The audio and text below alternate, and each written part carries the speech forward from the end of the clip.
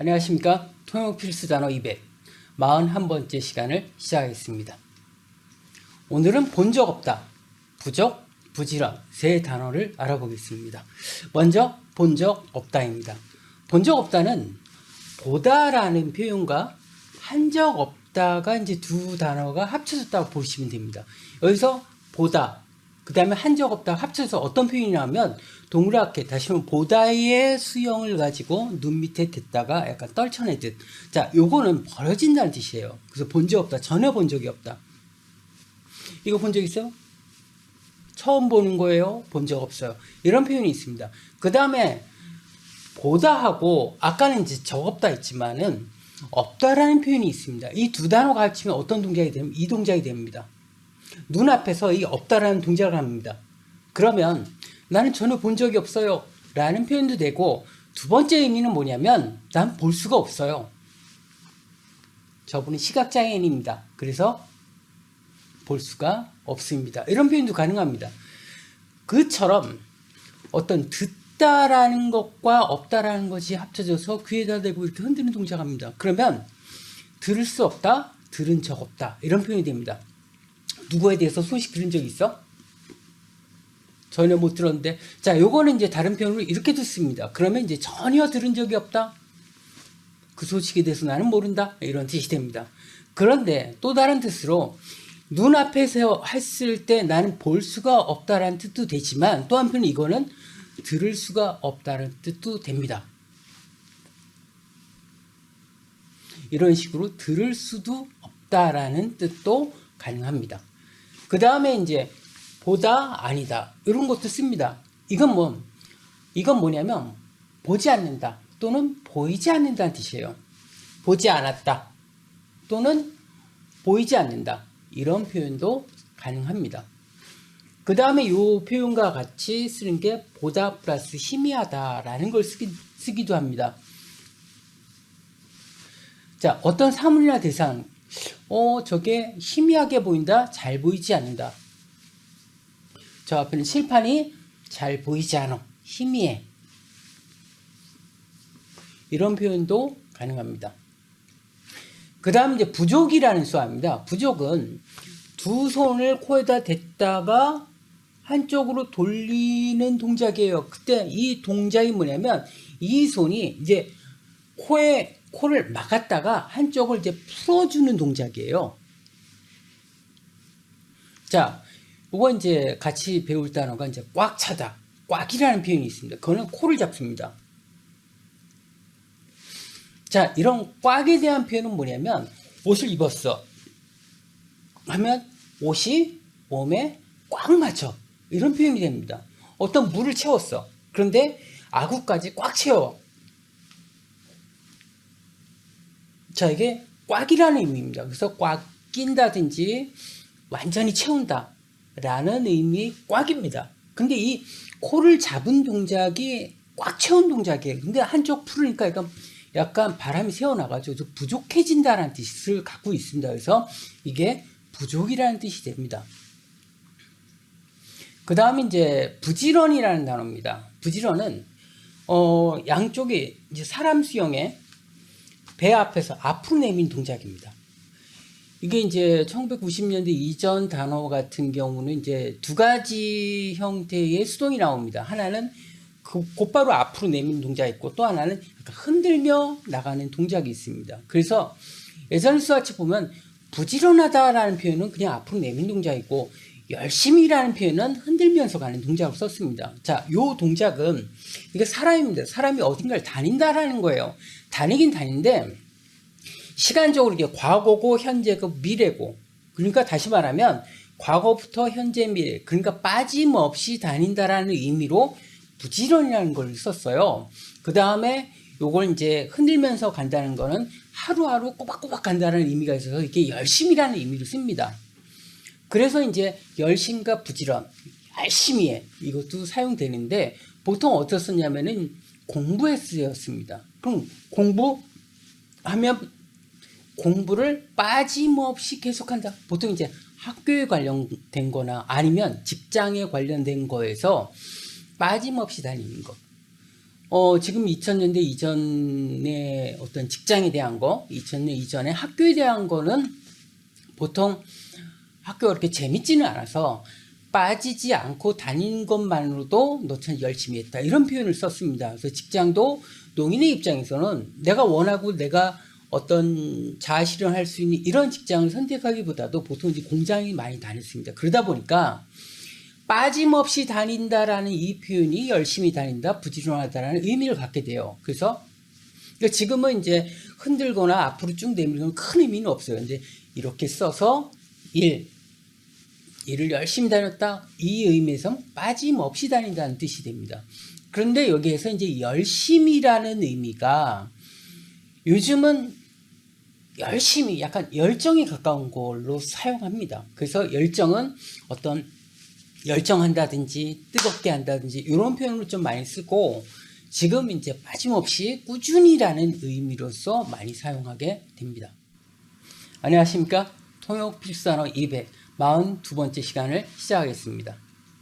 오늘은 부탁, 불량, 불만 세 단어를 알아보겠습니다. 부탁하다입니다. 부탁의 동작은 이렇게 합니다. 이건 사람 수형이고 뒤에 흔드는 동작이죠. 이 동작은 이제 이런 동작입니다. 그래서 약간 누구한테 당부하고 부탁하는 이런 동작입니다. 근데 보통 우리가 이제 국어문에서 뭐뭐뭐 세요라고 할 때 많이 씁니다. 오세요. 근데 실제적으로는 요거 자체가 뭐뭐 세요보다도 당부합니다라는 의미로 사실 많이 쓴다고 생각을 하셔야 돼요. 예를 들어 이런 부분입니다. 처음 농인들이 이제 수화를 시작할 때 너라고 시작했는데 맨 마지막에 이걸 붙이는 경우가 되게 많습니다. 청인의 입장에선 너 이리 와. 마지막에 왜 이거를 붙이지? 좀 의아스럽습니다. 그러나 이게 이제 뭐뭐 하세요라는 어떤 존칭의 의미보다도 당부한다, 부탁한다 라고 생각하시는 게 더 맞습니다. 그 다음 이제 불량이라는 수화입니다. 불량은 이제 크게 이제 두 가지 표현을 씁니다. 하나는 어떤 표현이냐면, 자, 여기 새끼손가락을 핀 상태에서 약간 바깥으로 내미는 동작입니다. 이게 불량. 두 번째는 이 표현 씁니다. 이 제끼는 동작이죠.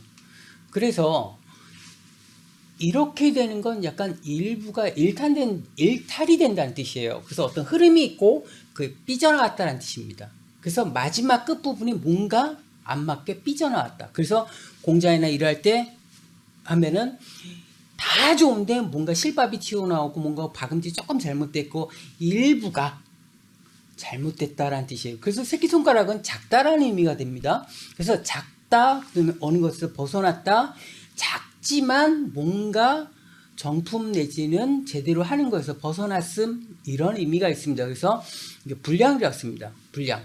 뭔가 좀 하자가 있어. 이런 문제로 이제 사용할 때 사용합니다. 그 다음에 이런 부분은 어떤 때 쓰냐면 어떤 프로그램이나 소프트웨어에서 일부, 그래서 컴퓨터 프로그램에서 뭔가 일부가 제대로 작동 안 하고 문제가 생겼어. 그러면 이런 표현 씁니다. 그래서 제품뿐만 아니라 컴퓨터 프로그램 또 소프트웨어적인 문제가 발생했어. 그럼 이런 표현 씁니다. 그래서 일부 작동이 안 돼, 일부 잘못됐어. 이런 의미로 사용합니다. 그 다음에 또 다른 표현이 이 표현입니다. 근데 이 표현이 1990년대 이전까지만 사실은 이제 금기시 되었던 표현입니다. 욕으로 사용했던 거죠. 병, 그 다음에 신이라고 했습니다. 그래서 누굴 조롱할 때 쓰는 표현. 장애라는 표현을 약간 저속한 말로 쓸 때 이런 표현을 사실은 수화를 썼습니다.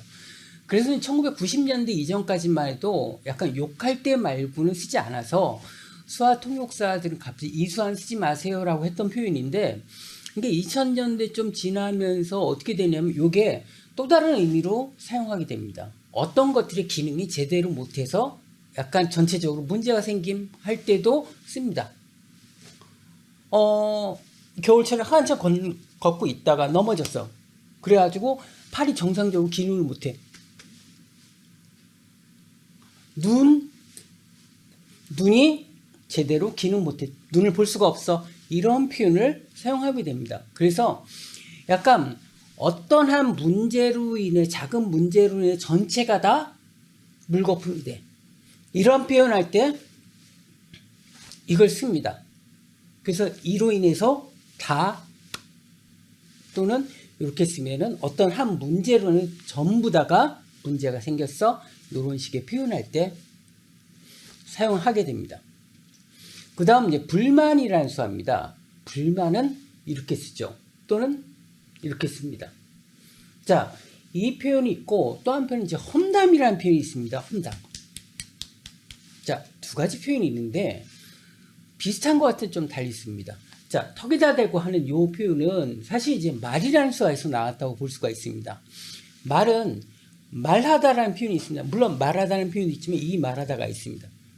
다시 말하면 입에서 앞으로 내미는 건 이제 정상적인 말하다고, 어떤 불만이나 이런 걸 얘기할 때 약간 고개 숙이면서 약간 이제 속삭여서 얘기하잖아요. 그런 의미예요. 그래서 이런 부분은 공개적으로 누구한테 얘기한다기보다도 혼잣말로 중얼중얼대고, 아니 혼자 속으로 남한테 말하지 못하고 불만을 간다, 이런 뜻으로 해석할 수가 있습니다. 그런데 이제 이런 표현이 있어요. 자, 이건 뭐냐면 요건 책상 바닥이고 요거는 이제 주먹으로 치는 동작이에요. 그래서 여러 사람 모였을 때 저는 그때 술자리에서 이야 바닥을 치면서 김과장 그럴 수 있어 뭐 이런 식으로 얘기할 때 뭐 바닥을 친다라는 거죠. 이 동작이 험담이라는 뜻이에요. 그래서 이 표현은 혼자만 갖고 있는 것이 아니라 여러 사람이 모여가지고 저 사람 그럼 돼 하고 막 얘기하고 떠들고 하는 이 부분을 얘기해요. 그래서 이거 한 사람 내는 것이 아니라 여러 사람이 모여서 했다라는 뜻이 됩니다. 그런데 한동안 이게 이제 험담 또는 나쁜 것으로만 쓰다가 때로는 좋은 것도 써요. 뭐냐면 뭐 친구들을 만났어. 그래서 어떻게 시간을 지냈어? 했다고 씁니다. 이때는 뭐냐면 바닥을 치면, 다시 말하면 이때는 뭔가 쳐서 불만을 얘기하는 것도 있지만 또 한편으로 재미있는 얘기에서 하면서 바닥을 치면서 박장대소하고 웃는 것도 표현하는 거예요. 그러다 보니까 이거 하고 친구 만나서 이거 했다라는 뜻은 재미있는 얘기했다, 잡담했다라는 의미로도 사용이 됩니다. 안녕하십니까. 통역 필수단어 243번째 시간을 시작하겠습니다. 오늘은 불법, 비기다, 비밀 세 단어를 알아보겠습니다. 불법입니다. 먼저 법이라는 수화가 있어요. 왼손바닥 위에 오른손 두 번째, 세 번째를 굽힌 상태에서 쳐주는 동작이에요. 두 번 쳐주는 게 이제 법입니다. 자, 이 동작은 우리가 재판하는 곳 가서 거의 판사들이 판사봉을 두들기는 동작입니다. 자, 이게 이제 법이라는 수화입니다. 법. 뭐 한 번 치기도 하고 두 번 치기, 기본적으로는 이제 두 번 치도록 되어 있습니다. 자, 여기서 불법은 우리가 수화에서 왼손에 펴진 이걸 기준으로 밑으로 가면 보통 불법이나 몰래 하는 개념이 많아요. 그래서 밑에서 치면 이건 이제 불법. 자, 불법이라는 수화의 종류가 이제 세 가지인데 하나는 이게 불법. 두 번째는 법 플러스 어기다라는 표현입니다. 그래서 이 동작이 팔을 내리면 순종한다는 뜻이 있어요. 이게 순종한다는 거고, 올리면 거역한다는 뜻이 있습니다. 물론 한 손으로 해도 됩니다. 그래서 법을 지킨다, 법을 위반한다, 어기다, 이런 뜻이 있어요. 법을 어겼다. 또 다른 뜻으로 이제 무대뽀라는 수화가 있습니다. 어떻게 하냐면 주먹을 코에다 대고 대는 동작이에요. 자, 이거는 우긴다는 뜻이에요. 또는 남의 신경을 쓰지 않고 그냥 자기만의 걸로 한다라, 이런 표현이에요. 그래서 하면 우리가 길에서 무단횡단한다, 이런 표현할 때, 또 운전에서 어떤 불법 유턴 한다 할 때 이런 식의 표현합니다.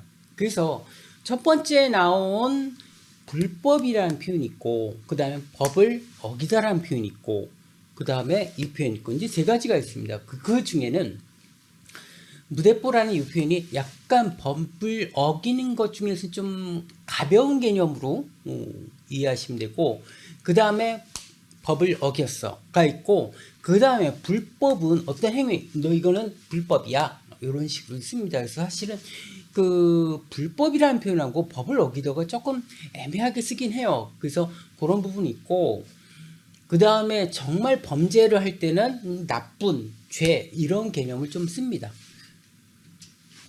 그 다음 비기다입니다. 비기다는 이제 크게 이제 두 가지 표현이 있어요. 하나는, 자, 이때 요거는 0대 0이에요. 0대 0으로 오르락 내리락 한다는 거는 0대 0에서 그게 균형이 깨지지 않는다는 뜻이에요. 그래서 보통 이제 운동 쪽에서 어떤 축구나 이런 거 서로 비겼어. 그래서 서로 비기다 라는 표현을 많이 씁니다. 근데 두 번째 어떤 표현이냐면, 이제 양쪽의 두 번째 손가락으로 부딪히면 이게 칼싸움을 뜻합니다.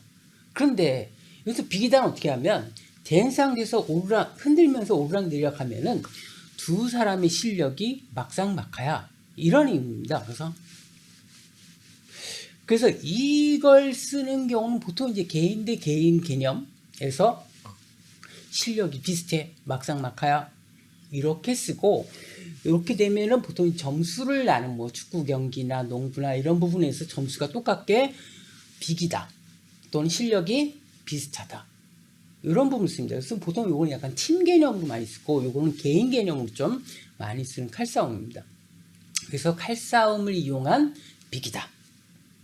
그 다음은 이런 거 말고 어떤 부분이냐면, 비기다 말고 아예 상대가 안 돼, 그러니까 실력이 월등해, 이런 표현이 있습니다. 자, 어떻게 하냐면, 자, 요거는 뭐냐면, 처음에는 대결하다라는 거고, 두 번째는 능력이 없다라는 겁니다. 자, 대결하다 원래 수완이 이겁니다. 대결하다, 맞선다는 거죠. 그런데 여기서 조금 다르겠어요. 이렇게 씁니다. 자, 이 사람을 상대할 수 없다. 자, 하는 거는 뭐뭐 할 능력이 안 된다는 뜻이에요. 이 사람을 상대할 사람이 아무도 없어. 실력이 월등하다는 뜻이죠.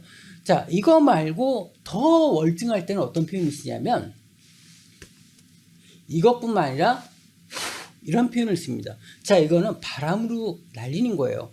상대가 이 사람을 상대하기엔 다른 사람의 능력이 너무 떨어져서 그냥 후 하면 날아갈 정도야. 그래서 실력 차이가 원체 크기 때문에 실력이 안 돼. 여기를 다 평정했어, 이런 표현할 때 이런 식의 표현을 합니다. 그래서 이게 바람을 불다 하기 때문에 한편으로 거꾸로 하면 나를 가볍게 여긴다, 이런 뜻도 있습니다. 자, 그 다음에 어떤 상대가 안 되고 이런 표현도 있지만, 또 한편으로 이 사람을 따라갈 자가 없다 라는 표현도 있어요. 아까 보면은 됐다가 하죠. 요거는 상대할 사람이 없다, 이런 표현이고, 여기서는 되는 게 아니라 우리가 따라가다라는 이 동작처럼 사용했다가 할 수 없다라는 거예요. 이 사람을 따라갈 수가 없어, 추종할 수가 없어, 뭐 그만큼 능력이 뛰어나다라는 표현도 사용합니다. 그 다음 이제 비밀이라는 표현입니다. 비밀은 이제 두 가지 표현을 써요. 하나는 비밀이라는 걸 쓰고, 하나는 이 동작을 씁니다. 이때 이 동작은 뭐냐면, 우리가 농인 같은 경우 농사회에서 수화를 하게 되면 남들이 다 봐요. 그래서 비밀스럽게 얘기하거나 또는 한참 얘기하다가 중요한 누군가한테 얘기할 때 이렇게 손을 가리고 지문자를 쓴다든지 얘기하는 부분이 있습니다. 그래서 손을 가리고 얘기한다라는 표현에서 비밀이라는 표현이 돼요. 그래서 이게 비밀이라는 표현이 되고, 또 한편으로 이 뜻은 뭐냐, 하나는 조용해라 라는 뜻도 있고, 또 한편으로는 말하지 마, 이런 뜻이 됩니다. 자, 비밀이야, 알지? 또는 남들한테 말하지 마, 알았지? 이런 식으로 쓸 때 이것도 씁니다. 그래서 비밀이라는 이 표현도 있고 이 표현도 됩니다. 안녕하십니까. 통역 필수단어 244번째 시간을 시작하겠습니다. 오늘은 빌려주다, 빨리, 뻔하다. 세 단어를 알아보겠습니다. 먼저 빌려주다입니다. 자, 우리가 주다 할 때는 손바닥을 펴서 내미는 동작을 주다를 쓰고, 받다 할 때는 그대로 몸쪽으로 들이면 이게 받다, 주다. 주다 받다 해서 좀 더 공손한 표현할 때는 두 손으로 합니다. 주다, 받다. 그래서 이것도 주다, 이것도 주다. 이제 두 손으로 하는 게 좀 더 공손한 표현이 됩니다. 자, 손바닥을 그대로 있는 상태에서 하면은 주다 개념이 되지만, 자, 모으면서 앞으로 가면 이게 빌려주다라는 표현이 됩니다. 또 한편은 내가 이 사람 걸 빌리다 할 때는 모으면서 안으로 들이면 이게 빌린다라는 표현이 됩니다. 자, 그래서 이게 빌린다, 빌려주다 이런 표현인데, 꼭 빌려주다만 쓰는 게 아니라 예를 들어 이제 초빙 강사라는 개념할 때도 있습니다. 그래서 선생님인데, 자, 여기서 사람 수용을 하고 선생님이라고 해놓고 그 선생님을 빌리는 겁니다. 그래서 정식 강사라는 게 특별히 부탁한 뭐 강사, 뭐 초청, 초빙한 강사입니다 라고 할 때, 또는 초빙한 사람 특별한 분입니다 라고 할 때 씁니다. 그 다음 두 번째는 렌트카 하면서 빌린 차를 씁니다. 빌린 차. 그래서 렌트카도 사용하게 됩니다. 그 다음 이제 빨리라는 동작이 있습니다. 빨리는 준학을 올리는 동작이 나와 있습니다. 그럼 준학이 뭐냐? 자, 그림에 나와 있는 것처럼 예전에 이제 낚시하는 방법 중에 이제 양쪽 그물 이제 밧줄 같은데 끝에 이제 미끼를 이제 쇠고리를 쭉 달아놓고 이제 당기는 동작이에요. 당긴다. 그래서 이제 빨리라는 동작이 나옵니다. 그래서 이걸 당긴다라는 표현에서 빨리라는 표현이 나왔습니다. 그래서 이게 빨리인데, 빨리빨리 하면 이걸 여러 번 움직여서 빨리빨리 이런 뜻으로 사용하고 있고, 그 다음에 이제 빨리인데 어떤 의미가 있냐면, 이게 빨리도 되고, 우리가 같이 관광버스 빌려가지고 어딜 갔어. 휴게실 잠깐 쉬었다가 이제 버스가 출발해요. 이제 빨리 타야 돼요. 그때 빨리는 이 동작을 사용하기보다 이 동작 씁니다. 자, 우리가 수학 보면은 이거 굉장히 동작이 작아요. 그래서 멀리서 볼 때는 잘 동작이 안 보입니다. 그래서 이때는 특별히 이 동작, 빨리빨리 타자. 지금 버스가 곧 출발합니다 라는 뜻으로도 빨리빨리 씁니다. 자, 이 동작은 보통 이 동작이 그 기차 같은 데에서 경적을 울린다라는 의미로 이해하고 있습니다. 그래서 기차가 빵빵 하면은 지금 곧 출발하는구나 이런 뜻으로 이해하죠. 그래서 같이 여행 가든지 이랬을 때 잠깐 쉬고 다시 빨리 타세요 라고 할 때 이 빨리는 동작이 좀 작기 때문에 이 동작을 해서 전체적으로 다 볼 수 있도록 하는 동작입니다. 그 다음 이제 빨리가 어떤 걸 이동한다, 어떤 방향성을 갖게 되면 이게 빠르다라는 표현이 됩니다. 그래서 원래는 빠르다 동작을 이렇게 합니다. 올리면서 붙이죠. 그래서 옆으로 이동하면서 붙이는 동작이에요. 실제로 농인이 이렇게 쓰냐? 아니에요. 이거 좀 변형돼서 씁니다. 어떻게 쓰냐면, 이게 엄지로 이렇게 구슬치기 하듯 툭 치는 동작 있죠. 요거를 사용하는데, 원래는 이 동작인데 쓰기는 이 동작을 많이 씁니다. 그래서 이게 빠르다 이런 표현을 씁니다. 그래서 이게 빠르다, 어떤 방향 플러스 빨리라고 이해하시면 됩니다. 그 다음에 빨리 한다고 하면서 또 다른 표현이 뭐냐면, 움직임이 빠른 경우가 있고 시간이 금방 갔다라는 의미도 사용합니다. 그래서 이게 짧다고 길답니다. 짧다, 길다. 짧다 플러스 동안인데, 이걸 실제 쓸 때는 어떻게 하냐면 이렇게 씁니다. 보통 잠깐 또는 순간이라는 뜻을 갖게 됩니다. 그런데 이 순간은 뭐냐면 일을 굉장히 잘한다 할 때 금방금방 처리해 할 때 사용하고, 때로는 자, 어떤 서류나 이런 걸 제출했는데 오래 걸립니까? 아, 금방 돼요. 이런 표현으로도 쓰고, 또 한편은 이게 어렵냐? 라고 질문했을 때 아니야. 이거는 쉬운 일이야. 쉽다라는 표현보다도 이 동작을 씁니다. 금방 돼. 이런 표현으로 사용합니다. 그 다음에 이제 아까 빨리라는 동작도 해서 짧다, 짧은 동안. 짧은 동안이 어떤 빠르다, 일이 능숙하다 이런 의미가 있는 것처럼 반대로 이게 이제 길다라고 쓰면 긴 동안 쓰면 요거 이제 오랜만이라고 씁니다. 노인과 만났을 때 한 2년 전에 만났는데 만나면 처음에 만났을 때 이 동작을 굉장히 많이 씁니다. 그래서 오랜만이야, 오랜만에 만났습니다. 반가워요, 이런 뜻이 포함된 단어로 사용을 합니다. 그 다음에 뻔하다입니다. 뻔하다는 이제 두 가지 동작이 있어요. 하나는 해가지고, 두 번째는 뻔하다입니다. 자, 그런데 하고 한 이 동작이 있습니다. 이 동작은 또 다른 의미로 왼손에 사람을 나타내는 수영을 한 상태에서 해가지고, 자, 이게 뭐냐면 도장 찍는다라는 거예요. 도장 찍는다.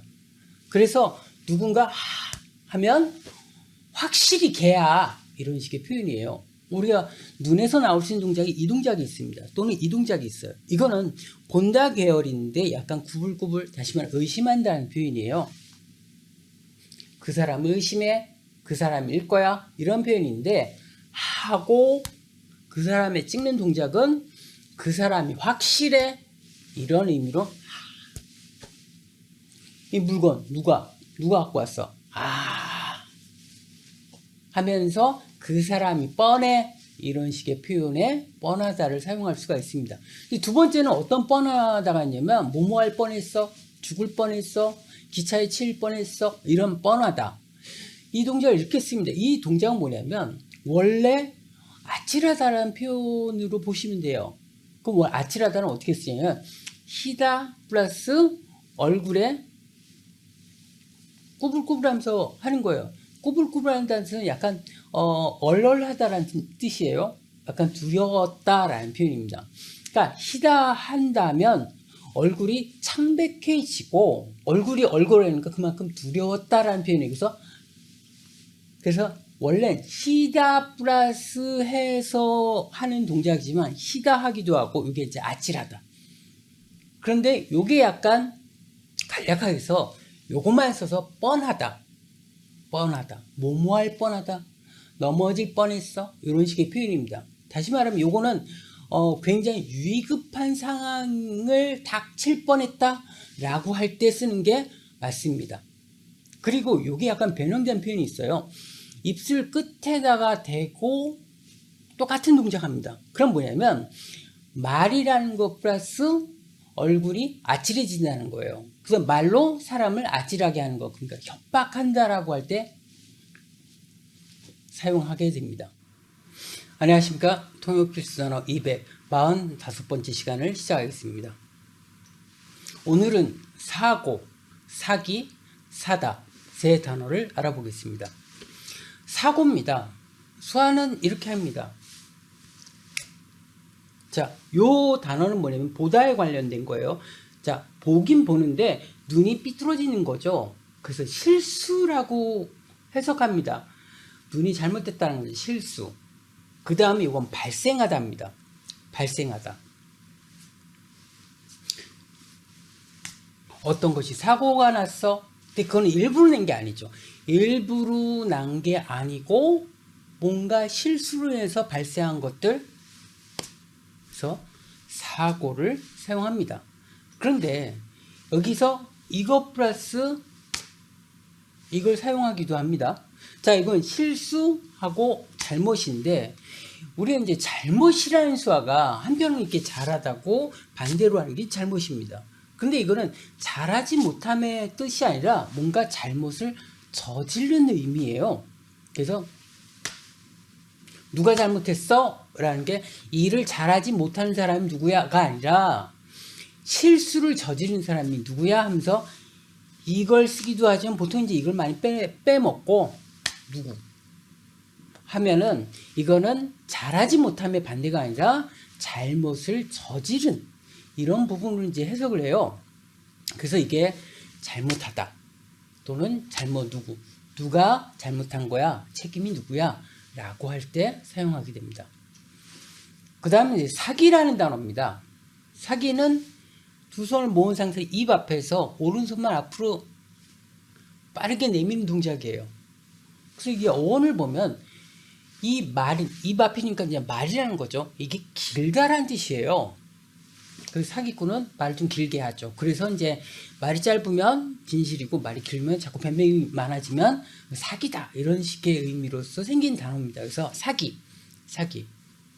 그래서 말이 길다라는 의미인데 실제로는 이제 천천히 하는 게 아니라 굉장히 빠르게 해요. 사기. 자, 그런데 사기에 관련된 단어가 속다라는 표현이 있습니다. 어떻게 하면은 첫 번째, 두 번째를 입 앞에 댔다가 빠르게 내려서 손바닥 위에 댑니다. 자, 이 동작은 뭐냐면 어떤 걸 놀란다 할 때 눈이 커지는 거 있고 하나 입이 벌어지는 동작이 있어요. 입이 벌어진다 하고 사기당한 거를 나중에 알면 하고 입이 벌어집니다. 그래서 그 동작이 입이 벌어진다는 뜻이에요. 그 여기 비슷한 게 감동이라는 수화가 있습니다. 그때 굉장히 천천히 쓰고 사기를 당해서 속은 것은 빠르게 씁니다. 자, 이런 속다라는 게 있지만 또 다른 의미로 넘어간다는 표현이 있어요. 어떤 표현이냐면 이 표현 씁니다. 엄지를 턱 밑에 댔다가 앞으로 냅니다. 이게 한편으로 사기당하다고만 알고 있는 분들이 많아요. 근데 꼭 그렇지는 않아요. 사기.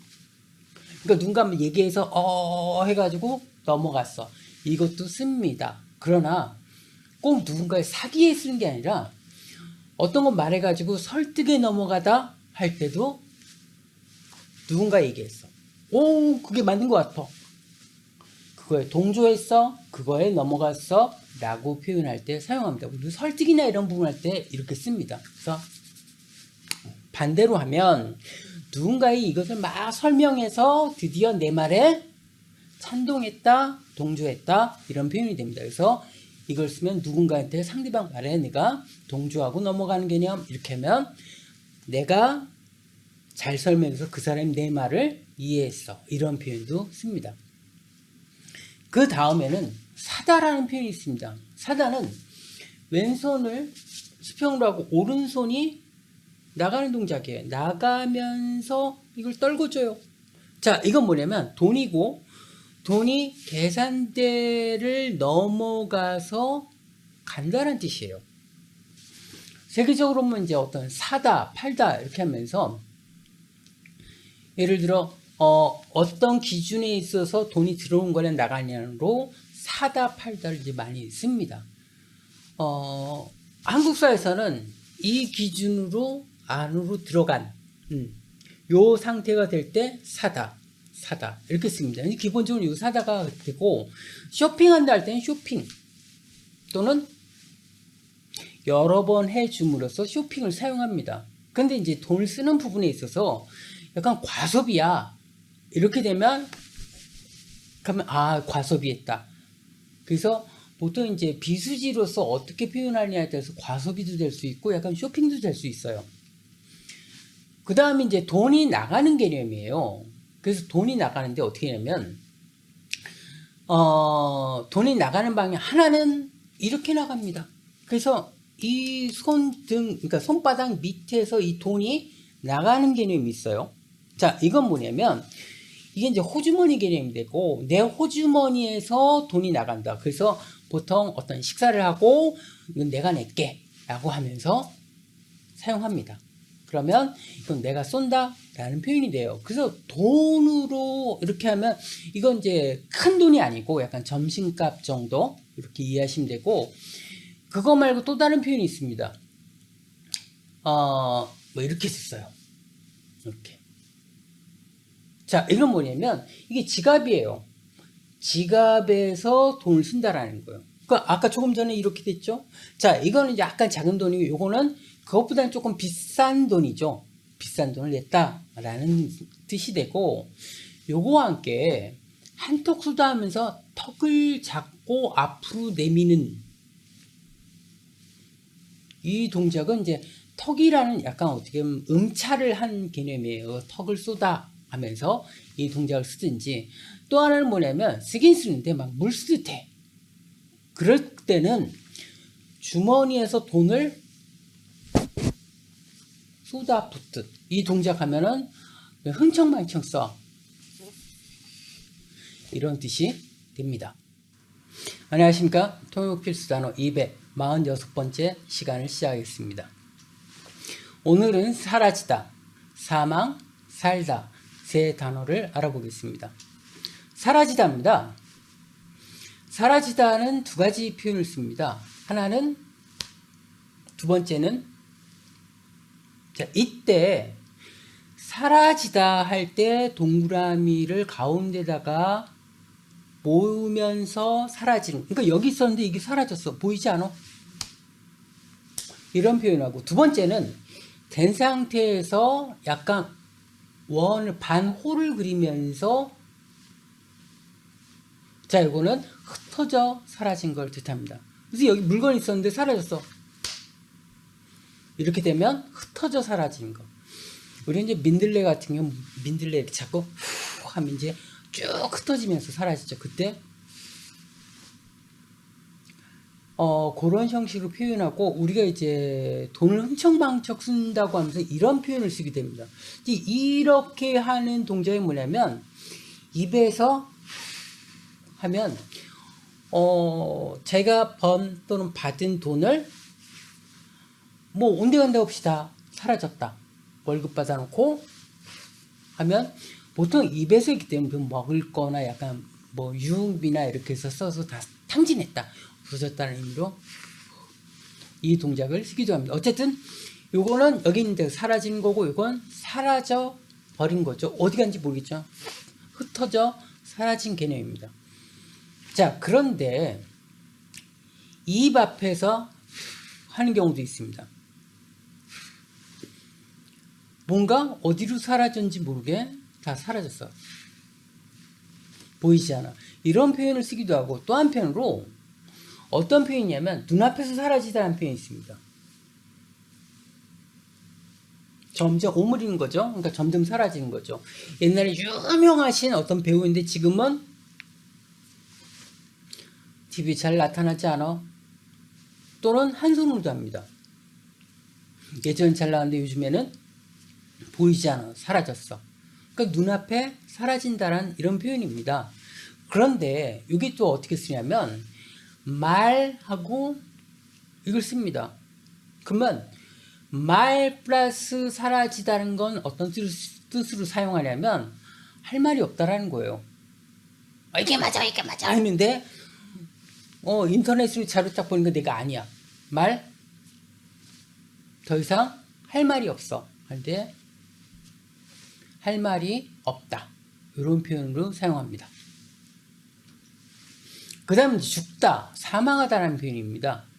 사망하다는 이제 이 사람 수영이 넘어지는 개념을 써요.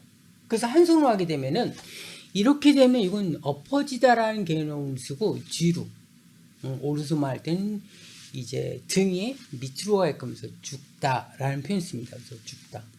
그래서 이게 넘어지는 것이 죽음을 뜻하기 때문에 위태위태하다라는 거를 환자가 온래합니다 라고 할 때 때로는 요것도 씁니다. 하면은 굉장히 위험한 상태다, 이런 뜻이 됩니다. 그 다음에 이제 죽다라는 의미가 사람이 진짜 죽는 것도 있지만, 또 한편으로 어떤 것이 뭐 장사나 이렇게 하면 안 돼, 이런 식의 표현도 씁니다. 그래서 자, 이때는 한 번 쓰는 게 보통 여러 번 표현합니다. 호떡 장사하고 싶다고? 지금은 호떡 장사는 다 망했어. 안 돼. 라고 하면서 어떤 장사나 어떤 방법들, 그거는 형편없어. 안 돼. 안 되는 방법이야. 라고 할 때 이 죽다를 사용합니다. 그 다음 살다라는 표현입니다. 살다가 이제 두 가지 표현이 있는데 일단 첫 번째는 이 동작 씁니다. 여기서 이 동작은 날 일자를 한자로 세운 요 동작을 의미해요. 그래서 해라는 표현을 이렇게 씁니다. 해.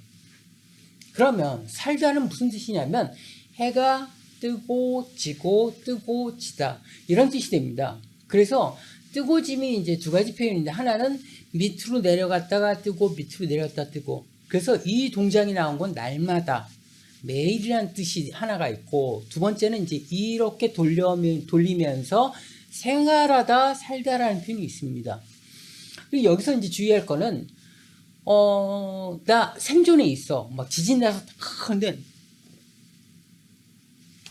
여기서 이걸 쓰면 무너진 그 속 안에서 생활하고 있다는 뜻이 됩니다. 그래서 좀 뜻이 달라요. 그래서 생존하고 있다 할 때는 이 수화를 씁니다. 이건 존재하다, 계시다라는 뜻인데 이 동작, 다시 말해 안녕하세요 할 때도 이렇게 쓰죠. 그래서 이것 자체가 생존에 있다 이런 뜻이에요. 그래서 어떤 게임이나 이렇게 할 때 죽었어, 나 아직 살았어 할 때 사용합니다. 그래서 생존하다 라는 뜻이 되고 저기서 죽지 않고 살아있어 이거는 생활한다라의 의미의 살다라고 보셔야 됩니다. 안녕하십니까. 통역 필수단어 247번째 시간을 시작하겠습니다. 오늘은 살피다, 상처, 서투르다 세 단어를 알아보겠습니다. 먼저 살피다입니다. 자, 이 동작이 본다라는 뜻이에요. 자, 여기서 굽힌 상태, 다시 말하면 이 상태죠. 자, 이 상태는 뭐냐면 어떤 걸 집중할 때 나오는 표정의 모양입니다. 자, 그렇게 해서 코 주변을 돌리는데 사실은 눈이 주변을 돌아다닌다는 뜻이에요. 그래서 살핀다고 씁니다. 살핀다. 어떤 물건을 살핀다. 자, 그런데 이게 기본적으로 살피다라는 뜻인데 어떤 걸 검사한다, 또 조사한다, 이렇게도 쓰고, 그 다음에 이제 요거 하나가 예전에 굉장히 많은 뜻을 갖고 있었어요. 그러다가 이제 관리자 이런 식으로 할 때는 요거 플러스 다시 말하면 살핀다 플러스 지시한다. 다스리다고 하지만 이제 지시한다. 그래서 합쳐서 관리. 때로는 요 이제 감사한다는 뜻이 있어요. 근데 다른 뜻하고 많이 비슷하다 보니까 이거 플러스 어떤 동작을 하냐면 이 동작을 해줍니다. 자, 이 동작은 뭐냐면 서류 같은 것을 뒤적거리는 동작이에요. 그래서 하면 어떤 걸 감사한다 라는 뜻이 됩니다. 그 다음에 이 돌리는 동작이 또 다른 약간 변형돼서 쓰는 게 있어. 뭐냐면 어떤 거를 주시하다, 감시한다 할 때 가만히 있는 동작이에요. 누군가 하면 어떤 사람 주시하다, 감시하다 이런 뜻입니다. 그래서 가만히 있는 동작이 있고 또 한편으로 약간 이제 변형되는 이런 표현이 있어요. 자, 이건 좌우로 움직이죠. 이 좌우로 움직이는 동작은 이 동작입니다. 이게 원래는 소금이에요. 양치질입니다. 그래서 예전에 양치를 이제 소금으로 했죠. 그래서 소금이라는 수화도 쓰고 소금이 짜죠. 그래서 약간 치열하다 라는 뜻이 있어요. 그러니까 하나도 안 봐주고 그러니까 일일이 막 치열하게 막 본다라는 뜻이 있어요. 이게 합쳐져서 눈과 그게 합치다 보니까 어떤 걸 세밀하게 본다. 그래서 검열한다 할 때 그래서 요거 하나뿐만 아니라 어떤 서류나 이렇게 볼 때 하면 어떤 서류나 이런 걸 치밀하게 하나씩 보는 거 검열하는 개념의 수화를 사용하기도 합니다. 그 다음은 이제 상처라는 수화입니다. 상처는 양손을 얼굴에 스치는 이런 동작이에요.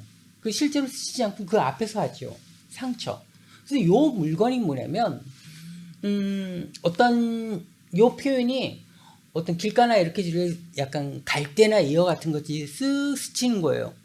그래서 얼굴에 스크래치 나다, 기스 나다 이런 식의 표현이에요. 그래서 상처 나는 거, 어떤 물건에 기스 나는 개념을 사용한다 이렇게 생각하시면 됩니다. 근데 우리가 많이 보는 것 중에 어떤 사고가 났어. 그래서 부상자 있고, 그 다음 사망자 있어. 그다음 상처 플러스 이렇게도 씁니다. 그래서 근데 이제 수화 볼 땐 로수화 자체는 뭐냐면 약간 스크래치 정도 나는 거예요. 그래서 부상자인데 이게 심해서 뼈 부러져 뭐 이런 식으로 표현하는 게 좀 더 와닿는 표현이고, 요거는 수화로 보면 굉장히 가볍게 상처 난 것처럼 보일 수가 있습니다. 그 다음에 뭐냐면 자동차 같은데 긁혔어. 차 있죠.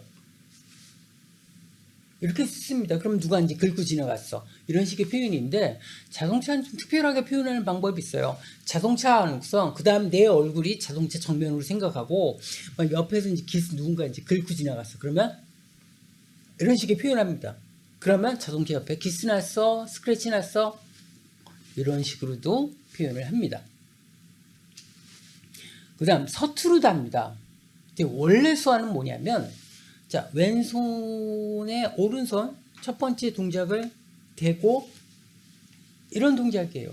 자, 이 동작은 뭐냐면 원래 군대의 그 계급을 뜻해요. 그래서 첫 번째 대는 동작이 이제 장교 중에 처음에 인간했을 때 하는 것이 소위입니다. 그래서 이 소위라는 뜻이에요.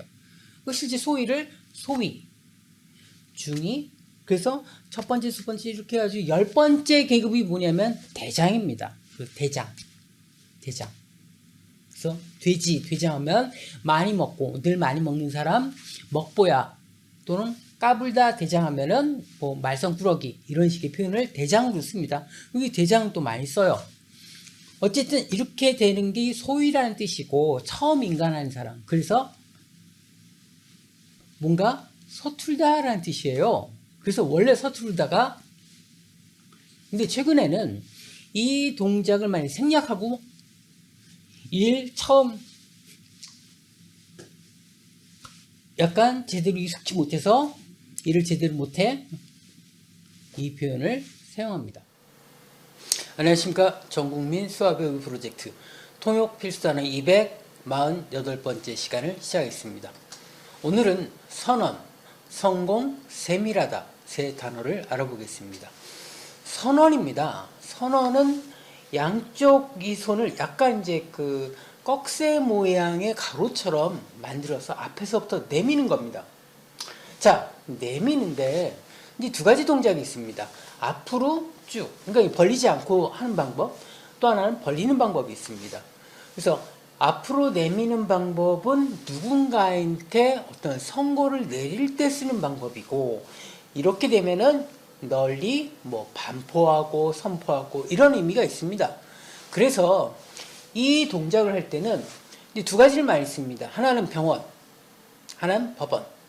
그러니까 병원에서 당신은 암입니다라고 선고를 받았습니다 할 때 보통 이제 선고하는 입장보다 선고받은 입장을 좀 많이 써요. 병원에서 당신은 뭐 암입니다고 하면 암이라고 선고를 받았습니다. 또는 법원에서 당신은 징역 2년이라고 판결을 받았습니다. 또는 선고를 받았습니다. 라고 할 때 이게 이제 벌리지 않고 직접 내려가는 방식이에요. 그래서 어떤 걸 이렇게 되면은 오물하고 선고를 받는 부분 할 때 보통 이제 병원하고 법원에서 좀 많이 쓰는 방법입니다. 그 다음 이제 가면서 벌어지는 방법이에요. 자, 가면서 벌어지는 방법은 주로 이제 선포하다. 그러니까 한글 반포했다. 한글 하면 한글을 반포했다. 많은 사람한테 알릴 수 있도록 뭐 법을 제정하고 그 다음에 그 많은 사람한테 알릴 수 있도록 선포하고 알리고 공고하고 이런 부분을 할 때 벌리면서 합니다. 그럼 많은 사람한테 알려주는 이런 개념이에요. 다 이게 확정됐습니다라고 알려주는 이런 개념입니다. 자, 이것이 조금 더 수화가 이제 발전되는 방식이 있어요. 뭐냐면 이런 방식입니다. 자, 이건 양쪽이 한쪽은 들어가면서 한쪽은 나오는 방식이에요. 자, 이건 뭐냐면 이 선언을 하긴 하는데 여러 사람한테, 그런데 많이 한다는 거예요. 이것저것 막 선언한다는 거예요. 그래서 보통은 이제 정치인들이 선거를 앞두고 난 이거 해줄게요, 할 수 있어요, 막 이렇게 저렇게 공약을 하는 거. 그런데 그 굉장히 많어. 그러면 한다고 그래요. 어떤 걸 하겠다고 공약이라는 것들을 약간 남발한다라고 할 때 이런 표현들을 많이 씁니다. 그래서 이와 같은 표현이 비슷한 표현이 뭐냐면은 말, 대포. 자, 요건 대포라는 수화입니다. 이게 이제 받침대가 되고 약간 포를 이게 포 모양이죠. 그 포 모양이 뻥 쏘면 약간 뒤로 물러납니다. 그래서 이렇게 하든지 아니면 요거 하나 가지고 포, 대포라는 의미예요. 그래서 말하고 대포를 쓰면 약간 뻥이다라는 이런 거.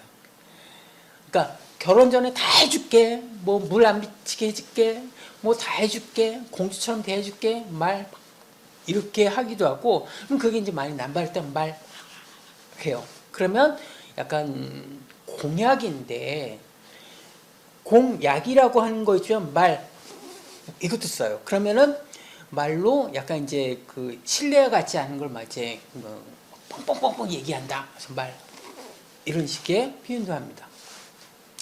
자, 그 다음에 보는 게 성공이라는 표현입니다.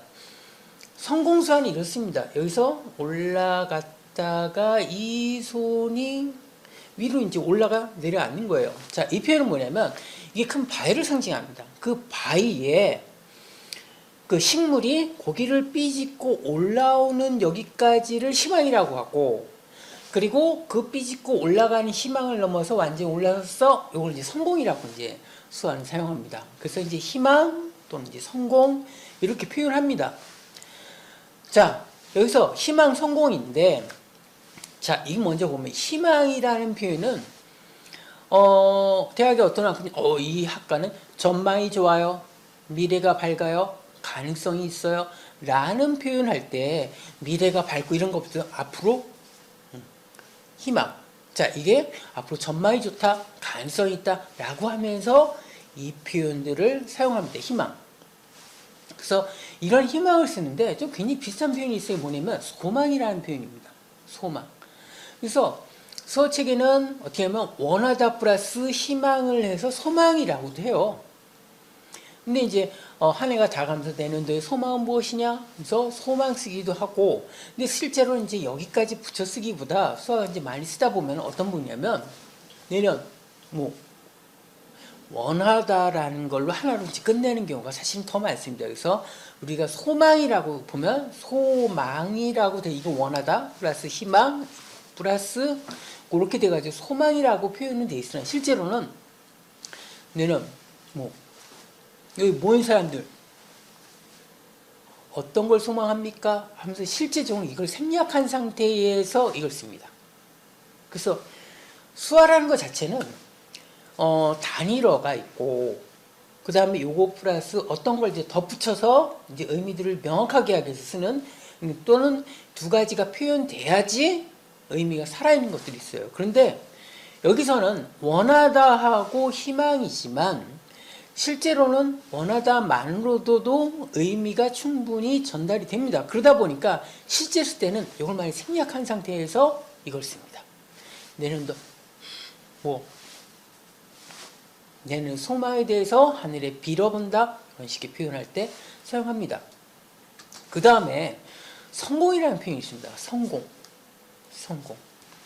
우리나라가 이제 개화가 되고 외국에 여러 가지 언어가 들어오고 하다 보니까 초창기 때는 어떤 부분이냐면 우리나라 말인데 사실 우리나라는 잘 안 쓰고 외국에 있는 게 번역된 형식으로 표현돼서 좀 많이 쓰지는 않지, 단어는 있는 이런 표현들이 있어요. 근데 그 중에 success라는 단어가 있습니다.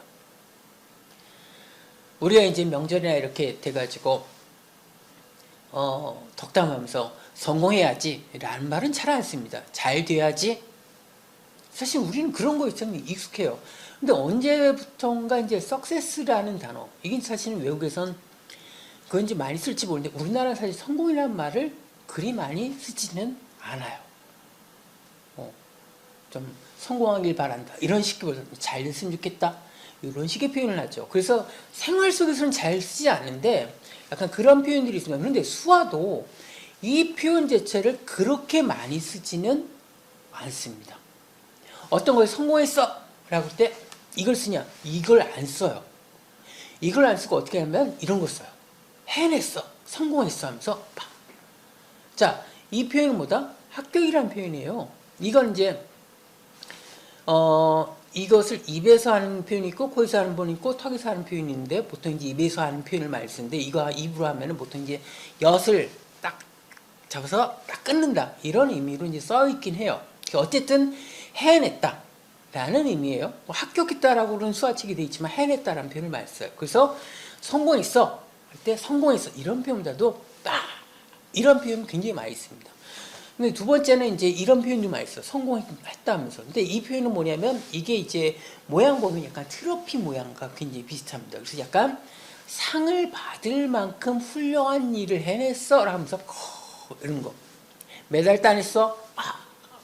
이런 식의 표현들을 사용합니다. 그래서 실제 성공이라는 단어에 성공을 쓰기보다도 합격이라는 표현을 이제 대부분 많이 쓰는 표현입니다. 그 다음에 이게 희망인데 이게 성공인데 그럼 실패는 어떻게 하냐? 올라가지 못하고 여기서 떨어진 거.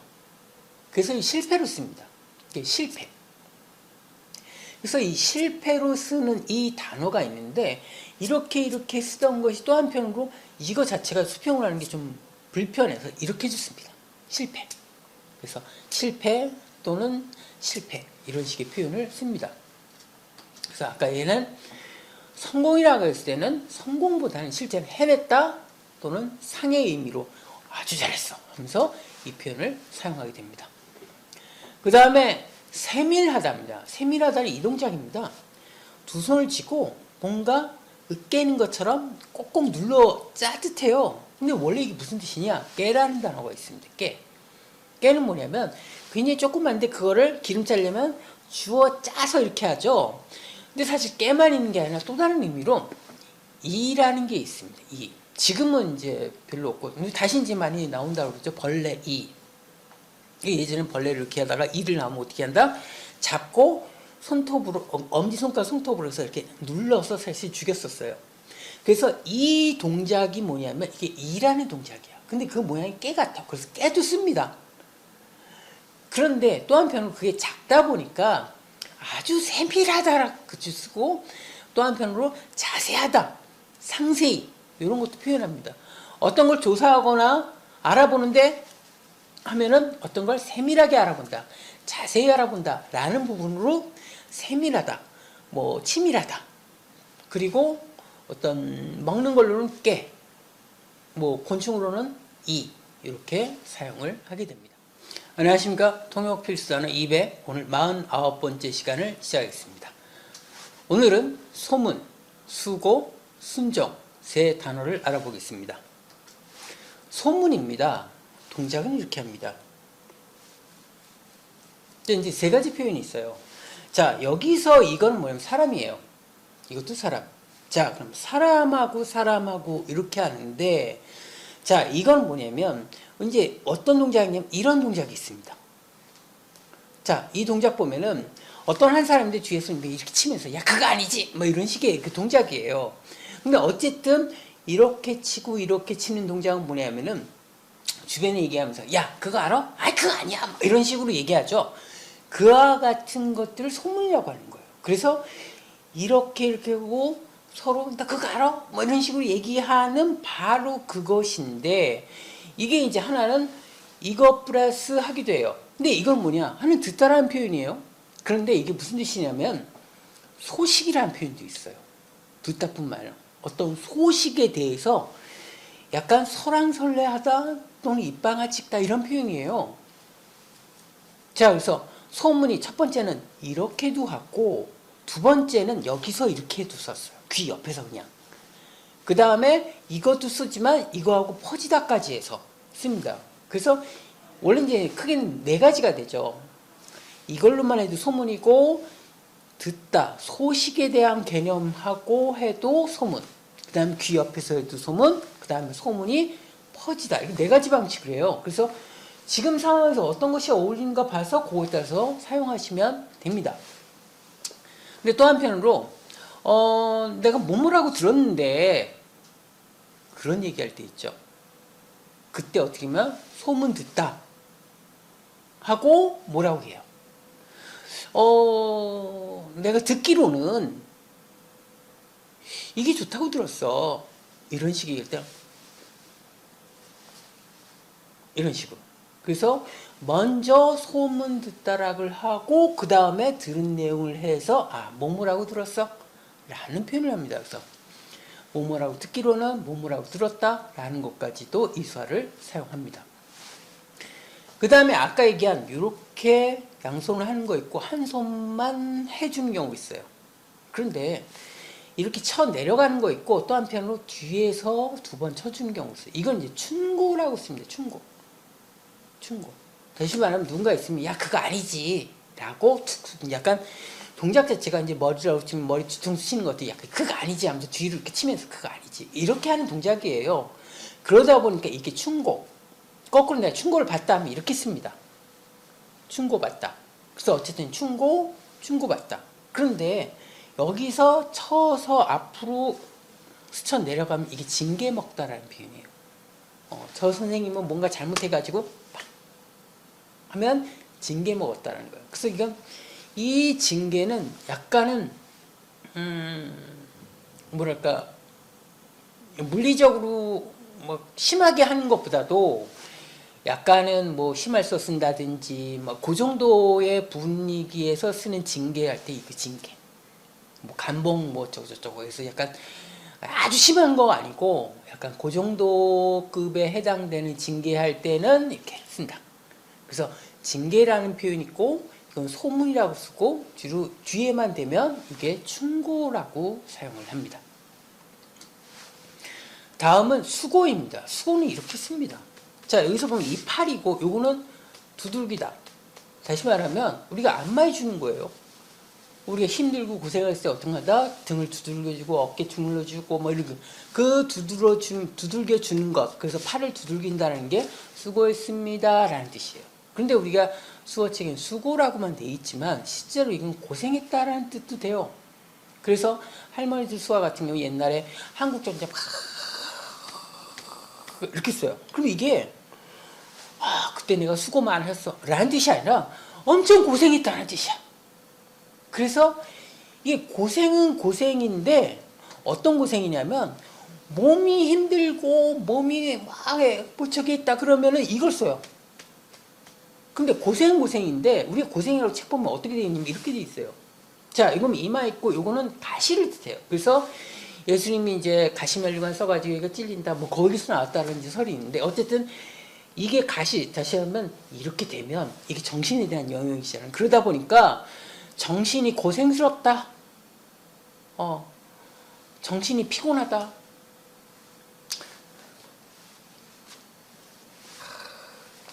이렇게 써요.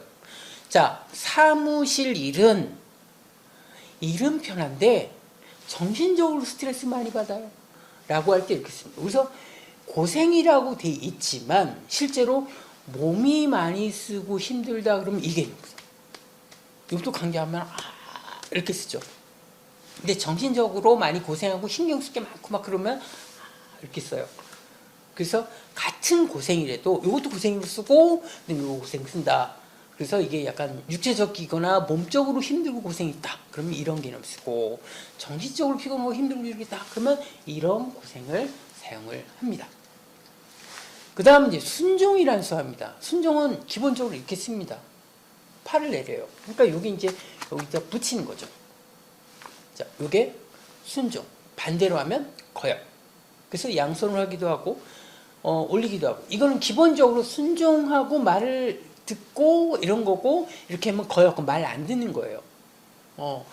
선생님 말 안 들어? 안 들어. 거역하다. 그 기본적으로 이게 말을 듣는 거, 말을 안 듣는 거, 따르는 거, 순종하는 거 이런 개념입니다. 자, 이런 부분이 있고 우리가 이제 수어책을 보다 보면은 이제 좀 더 이제 디테일하게 여러 가지 표현하기도 해요. 근데 이제 수어를 어떻게 볼 것이냐. 수어를 보다 보면 이런 부분이 있습니다. 제일 첫 번째 의미라는 것들이 있습니다. 어떤 단어를 봤을 때 물론 이제 여러 가지 의미가 있어요. 여러 가지 의미 있는데 그 단어로서 제일 첫 번째 의미가 무엇이냐라는 것을 생각하게 돼요. 뭐 순종이나 복종이나 뭐 여러 가지 얘기할 수 있지만은 그럼에도 불구하고 제일 첫 번째 이 단어는 순종이다. 따르다. 순종. 그 순종. 근데 요거 이제 복종이나 약간 충성에 가까운 순종. 이런 부분을 할 때 뭐 복종하면서 이걸 플러스 마이너스 이게 뭐냐면 노예라는 것도 되고 심부름이라는 뜻도 됩니다. 그럼 노예처럼. 그러니까 무조건 따르는.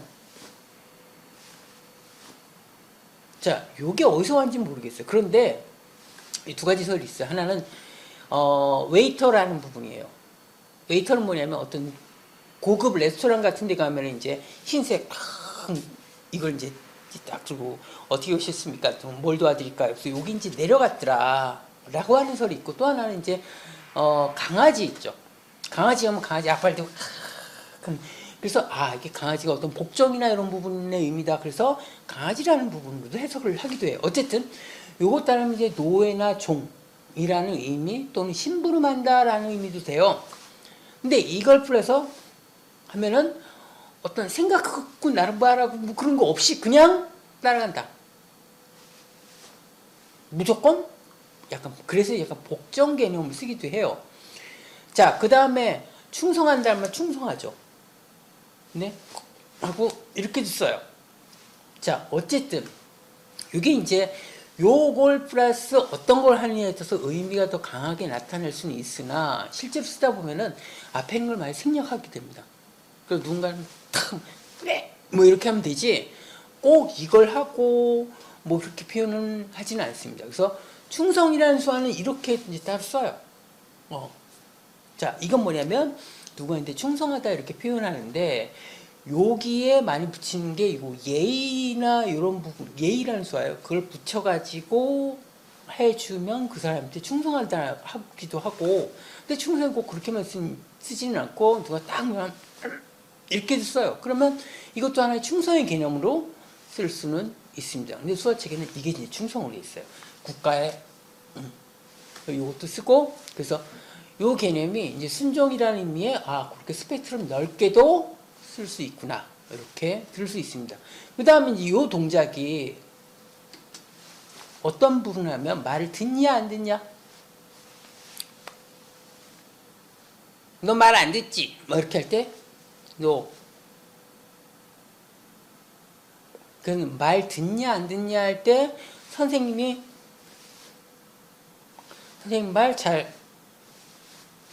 말 안 들어? 그래서 말을 듣냐 안 듣냐라고 할 때 이 표현들을 씁니다. 그 다음에 이제 순종하는 부분이 있고, 이제 비슷한 부분이 뭐냐면 네 하는 부분이에요. 그래서 여기서 요 두 손, 이게 얇다라는 표현이에요. 이거 두껍다라는 거고 얇다라는 거고, 우리가 수화에서 얼굴이 두껍다라는 건 분노에 가까운 표현을 하고, 이렇게 하면은 약간 순종한다는 뜻이 있어요. 그래서 뜻 자체가 순종한다는 뜻이 있어요. 어떤 막 하면 그대로 받아들인다는 거예요. 근데 요 표현보다는 좀 더 강한 표현이 이제 이런 표현이죠. 그래서 어떤 걸 얘기하면 하고 따라가는. 그러면 그 네 하고 따라가는 형식이라면 이런 표현. 약간 이제 약간 그 사람이 약간 높은 사람이고 그 사람 명령을 내가 아무 거역 없이 다른 생각 없이 한다. 이런 식의 표현을 사용합니다. 안녕하십니까. 통용필수단어 250번째 시간을 시작하겠습니다. 오늘은 쉬다, 스스로, 승리 세 단어를 보겠습니다. 쉬다입니다. 쉬다는 이 동작을 합니다. 자, 이게 뭐냐면 손을 내린다라는 뜻도 되고, 또 한편은 이제 도구를 내려놓는다라는 그런 의미가 있습니다. 우리가 일요일 할 때 어떤 표현이냐면 이렇게 씁니다. 이렇게. 그 다음에 어떤 걸 게시한다고 할 때 이렇게 씁니다. 근데 이제 세월이 지나면서 어떻게 변하냐면은 우리가 일요일을 할 때 어떻게 하면 빨갛다 플러스 이 동작을 합니다. 빨갛다 플러스 이 동작. 그래서 이 동작이 어디서 나오냐면은 우리가 가래질하거나 쟁기질하고 난 다음에 다 몇 마침 다 씻고 나서 이제 엎어놓는다는 뜻이에요. 이 뜻 엎어놨다는 거는 도구를 놨으니까 쉰다라는 뜻을 갖고 있습니다. 그래서 여기 쉰다 또는 빠진다, 결석한다는 의미도 돼요. 그리고 어떤 걸 게시하니까 다시 이제 꺼내는 거죠. 그래서 이제 예전에는 요 게시를 이런 표현을 많이 썼다가 나중에 시간이 지나면서 그런 가래질이나 이런 개념의 어떤 그런 느낌이 적다 보니까 오픈하거나 이렇게 할 때 문 여는 개념으로 많이 생각해요. 단 일요일은 아직도 이렇게 씁니다. 그리고 요게 파생돼서 이렇게 쉰다라는 부분이 여러 날 쉬어 이렇게 쭉 쉬니까 이게 방학이나 휴가나 이렇게 쉬는 것들 있죠. 이렇게 돼요. 자, 요게 이제 파생되면 어떤 게 쉬는 부분이 있냐면 어떤 파업을 해. 그럼 여러 동안 일을 안 하는 거죠. 그러면 파업할 때 어떻게 하냐? 시위 같은 걸 해. 그러면 시위의 대표적인 제스처 같은 걸 넣어주고 하면 어떤 시위를 하고 일을 안 한다. 이런 표현이 돼요. 학교로 오면 이게 여러 날 쉬니까 방학이라는 개념이 돼요. 자, 여기까지 봤고 이런 부분이 손을 내려놓는다. 여기서는 또 한편으로 손을 내려놓는다는 뜻이에요. 어떤 일에다가 손이 움직이는 부분, 바쁘니 뭐 이런 표현인데 손을 내려놓는다라는 것이 쉰다라는 의미도 돼요. 일 안 한다라는 거예요. 그냥 아무것도 안 한다라는 거예요. 자, 이런 개념으로도 쉰다를 씁니다. 자, 그런데 이렇게 쉬는 게 있고 또 한편으로 어떤 부분이냐면 어떤 거에 손을 떼는 개념이 있어요. 자, 자, 이렇게 해서 몸을 안쪽으로 넣어버린 거. 그러니까 됐던 손을 안으로 집어넣어버리면 어떤 부분이냐면 어떤 거에 가담했다가 이제는 거의 가담 안 할 거야. 당신의 운영에 내가 더 이상 신경 안 쓰고 손 뗄게. 약간 그런 표현할 때 이런 표현입니다. 여기서 이렇게도 하죠. 이건 됐던 거를 손을 놓는 거예요. 그래서 요거는 약간 어떤 부분 손 떼긴 떼는데 약간 이런 부분이 좀 뉘앙스가 다른 게 요거는 어떤 거 가담했고 같이 활동했고 그런 것들이 어느 정도 된 다음에 내가 이렇게 한다면 이제는 거기 회원으로 안 해. 뭐 그 단체로 같이 안 해. 또는 그 위원회 안 해. 라고 할 때 쓴다면 이렇게 되면 그냥 손 뗀다 라는 그런 개념으로 이해합니다. 자, 그 다음에 스스로라는 수화가 있어요. 어떻게 하면 하나인데 어떻게 하면 가슴에서 스쳐 올려서 세우는 거. 자, 올려서 하는 게 혼자라는 뜻이에요. 자, 이게 나라는 표현이고 나 하나라는 의미에서 지금 나왔다고 보시면 되는데 자, 요런 부분이에요. 그래서 혼자. 근데 이게 또 다른 부분 스스로도 있습니다. 근데 이제 국어의 의미상 뭐가 있냐면 우리가 유명한 학습지가 있죠. 스스로 학습법. 그런데 여기도 스스로죠. 혼자죠. 그럼 뭐가 문제냐면 이렇게 해서 공부하면은 이게 스스로일까? 혼자 할까? 그러니까 혼자 공부한다면 굉장히 외롭다는 느낌을 주지만은 스스로 하면 야, 얘가 스스로 뭔가 하네? 좀 달라집니다. 그래서 약간 표현이 달라요. 혼자고 외롭될 때 한 번만 해줘. 친구 없어. 혼자 공부. 그래서 보통 앞에 뭔가를 상황을 해주고 하기도 하는데 한 번만 스쳐주고 공부하면 뭐 혼자 공부. 약간 외롭다라는 느낌을 든다면 여러 번 해주고 공부하면 혼자서 하는, 스스로 하는. 여기 약간 이제 스스로 한다라고 할 때는 2번 정도 쳐줍니다. 그래서 이게 사실은 이게 딱 일치되기보다 사람도 좀 다를 수는 있었는데 일반적으로 보면 한 번 하면 약간 혼자 공부하고 다 집에 있는데 여기 부모 없어. 혼자. 자, 그러면 홀로 있다. 약간 외로운 걸 때 한 번만 보통 해줍니다. 자, 여러 번 해주면 스스로 한다는 개념이다. 기억하시면 됩니다. 그 다음에 승리라는 표현입니다. 승리. 승리는 이제 기본적인 표현이 이 표현을 씁니다. 자, 이 표현은 뭐냐면 여기는 앞장선 사람을 뒷사람이 가면서 얼굴 이제 머리 있는 부분을 쳐내고 앞질러 간다는 뜻이에요. 승리. 그러면 어떤 거는 두 진영이 있거나 약간 두 개가 이제 전제가 되었을 때 이제 승리했다라서 저 사람을 승리했어. 이런 식의. 근데 비슷한 표현이 좀 다른 표현이 있어요. 어떤 표현이냐면 우리가 사람이라 하면서 이것도 사람도 되지만 이것도 한 사람이죠. 그래서 이렇게 돼서 내려치면서 저 사람을 넘어뜨리는 것. 이렇게 씁니다. 그럼 이게 무찌르다라고 돼요. 그래서 여기는 치면서 이 사람 넘어지진 않아. 이 사람을 앞질렀다라는 의미예요. 그걸 승리한다라는 개념이 쓰고 이렇게 되면 앞에 선 사람을 넘어뜨린다라는 의미가 있어요. 그래서 누군가 외구를 무찔렀다라는 표현이에요. 근데 이 표현도 많이 쓰고, 근데 이 표현은 사실 이제 지금 그리 많이 좀 사용이 좀 줄어드는 추세예요. 그런 부분이 있고, 그 다음에 승리하면서 어떤 부분이냐면 된 상태에서 쓰는 표현이 있어요. 자, 이게 대결하답니다. 된 상태에서 이쪽이 내 입장이고 이게 상대방 입장이에요. 내가 이겼어 그러면 이렇게 씁니다. 그래서 예전에 이런 표현을 많이 썼다면 이런 표현보다 더 많이 쓰는 표현이 요새는 어떤 걸 세계는 내가 졌어. 이렇게. 그래서 이걸 자체를 약간 밀면서 상대방을 넘어뜨리는 형식. 여기 이제 어떤 대결에서 이겼다, 승리했다. 또 이것도 이건 내가 졌다. 이런 표현을 씁니다. 그 다음에 이건 누군가의 대결이나 이런 것보다도 누가 졌다라는 개념이 좀 약하고 이럴 땐 내가 이런 식의 표현들을 사용합니다.